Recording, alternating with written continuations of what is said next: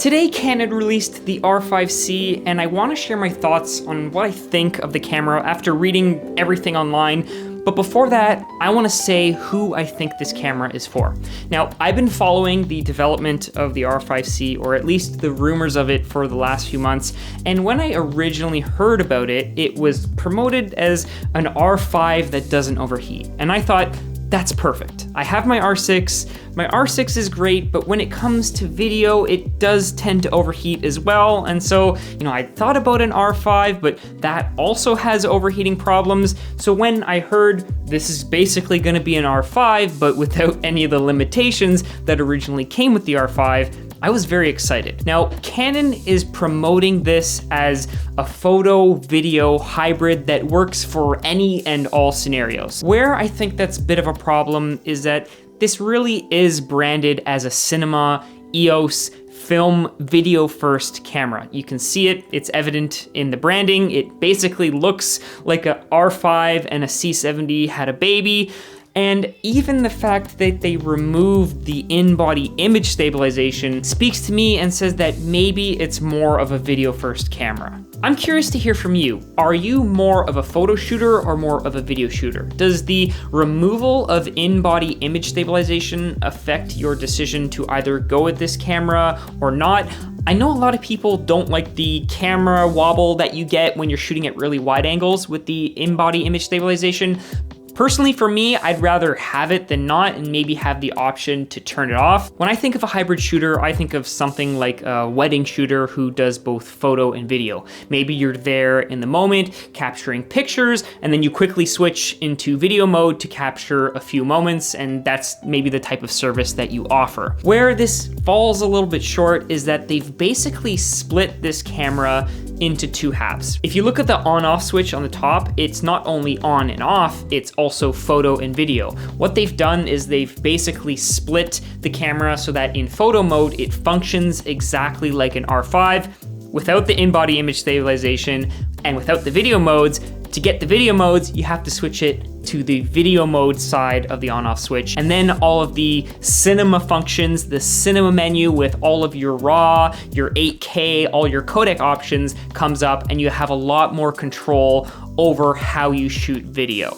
One final note about the different modes is that I did read online if you are switching from photo mode to video mode, there's something like a 9-second delay to go from that mirrorless RF menu to that cinema menu. I don't know if that's true. I've seen some demos where they turned it on and they turned it off. 9 seconds seems like a really long time, especially if you're someone who is trying to get both photo and video in the midst of action. When I think of something like a run and gun style shooter, maybe you're someone who makes videos for YouTube or for social media, typically you're gonna be using something like a Sony A7 or an R5 or an R6, or maybe even something like the FX3. To me, I see this camera as a direct competitor to something like Sony's FX3. I also see this appealing to people who are video shooters first, who want to be really lightweight and get rid of all that extra rigging and have a really light, compact setup.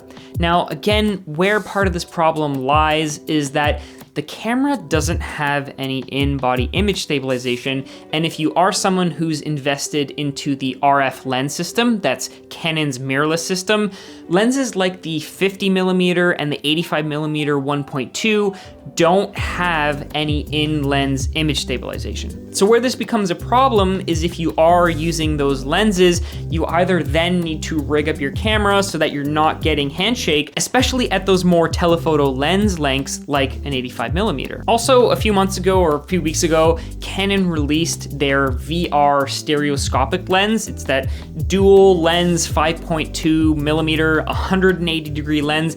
And I think where that was interesting is that it only worked on the R5 because you needed an 8K video mode or an 8K sensor to take full advantage of actually making VR or 360-degree content. Now what they've done is instead of being limited to the record times on the R5, They have an R5C, which can record infinitely. It has no more limitations. It can record in RAW and in all these crazy video codec modes. And so now if you're a VR shooter, you can take the R5C, rig it up a bit, or just use it as is, and you have a perfect solution for the type of content that you want to make. Personally, I don't think that this is a camera for photo shooters first. If you're a photo shooter, having something like in-body image stabilization, especially with a lot of those prime lenses that don't have the optical image stabilization built into the lens, I still think the R5 is gonna be your main shooter, or even the R3. The R3 is great because it has 4K video modes and doesn't overheat. And it also has things like weatherproofing, where you look at the R5C and they say it's supposed to be the same weather sealing as the R5, but over time, dust gets into that fan, water gets into that fan, and either you're gonna have to clean it out or it's just gonna create problems. Whereas, if you're a wedding shooter and you need to do video and it's raining outside, having something that's maybe a bit more sealed, like an R3 or even like an R5, is probably gonna be better for you in the long term. The good, of course, with the R5C is that it has no overheating. It has all the raw modes that you'd really want out of something that's at this price point. It has oversampled video, so no crop modes.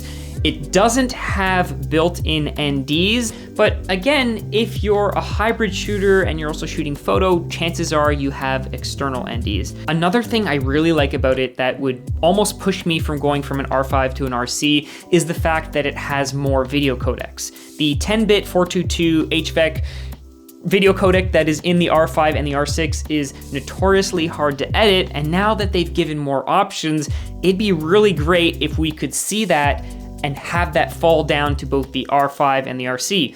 After all, they're saying that the R5C is supposed to be the same hardware as the R5, so I don't see why they couldn't add that in a future firmware update. Now, some of the bad, personally, I think the R5C should have a 240 frames per second video mode.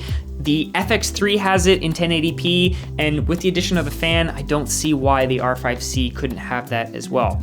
A big drawback of the R5C is that it uses the same LP battery packs that that all the Canon cameras use, except for the R3, which uses the full-size batteries. Now the problem is you can't use all of the video modes with those little battery packs. If you want to shoot 8K 60, I believe, you need to hook it up to external power. There's an adapter you can buy, which makes sense for studio recording. You can also rig it up to work from external batteries, so you have that constant power. So this is where it maybe falls short, where they say it's for hybrid shooters, but in my eyes, a hybrid shooter is going to be someone who's more of a run and gun style shooter, and to have to be tethered off to a massive battery. And let's say you want to shoot 8K video, although that seems excessive for, I think, majority of applications, but being tethered off to either a power source or a massive battery to get the full functionality of the camera seems very limiting. Now, I don't want to let that distract from anyone who's maybe interested in the camera. Again, I still think this is great if you are only a video shooter. This is an extremely good value for feature package. If you compare it to something like the C70 has better dynamic range. The R5, maybe not as good dynamic range, but it's still a very good tool to have in your tool set if you are someone who does small video projects like weddings or maybe corporate videos or anything that's for social media content. One of the things I have heard people say online is that the reason there is no Ibis in this camera is because in order to mount the heatsink to the sensor, they had to eliminate some functions. Personally, I don't know if that's true. Again, the Sony FX3 has 5-axis image stabilization, and that has a built-in fan, so maybe that's where the technology is different. Sony kind of implements it differently than Canon does. I'm not too sure. We're still pretty far away from this camera being publicly available, so I'm curious to see how opinions will change and what people who have early access to the camera will say over the coming weeks. If you have an opinion, maybe this is something that fits exactly what you're looking for, go ahead and leave a comment. I really want to have a discussion on this to see what you guys are saying down there. There'll be another video coming out Friday. We're talking about photo stories. So if you're not subscribed, make sure you hit subscribe so you get that. Otherwise, I'll see you in the comments. I'll see you in the next video.